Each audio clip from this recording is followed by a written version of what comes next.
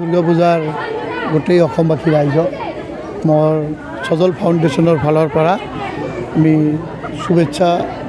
অগ্ৰিম শুভেচ্ছা যাচিলোঁ আৰু আমাৰ সাংবাদিক ভাইসকলক মই ধন্যবাদ দিলোঁ যে আমাৰ সজল ফাউণ্ডেশ্যনে যি ছ'চিয়েল ছাৰ্ভিচৰ লগত জড়িত হৈ আছে বা কামবিলাক কৰি আছে তাত সাংবাদিক ভাইসকলৰ বহুত অৱদান আছে।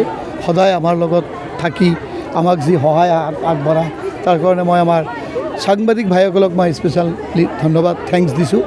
আৰু আমাৰ সজল ফাউণ্ডেশ্যনে আজি দুৰ্গা পূজা, আমাৰ ঈদ আৰু আমাৰ খ্ৰীষ্টমাছ তিনিটা ফেষ্টিভেলত দৰিদ্ৰ পৰিয়ালৰ মাজত আমি বস্ত্ৰ বিতৰণ কৰি আহিছোঁ।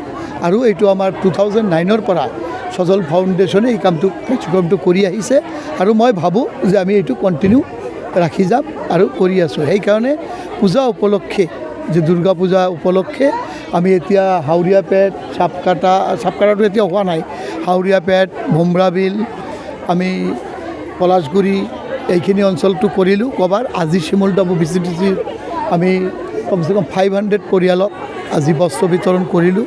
500 আমাৰ টাৰ্গেট আছে আৰু নেক্সট আমাৰ এই শ্বেৰফাংগুৰি অলপ বাকী আছে, চাপকাটা বাকী আছে, তাৰপিছত আমাৰ শ্ৰীৰামপুৰ বাকী আছে, তাৰপিছত আমাৰ ডিংডিঙা বাকী আছে, ফাইলাগুৰি বাকী আছে, তাৰপিছত লাষ্ট দিনা যিটো সজল ফাউণ্ডেশ্যনৰ মেইন অফিচ 2 তাৰিখে তাত গোটেই দিন তাত বস্ত্ৰ বিতৰণ কৰা হ'ব।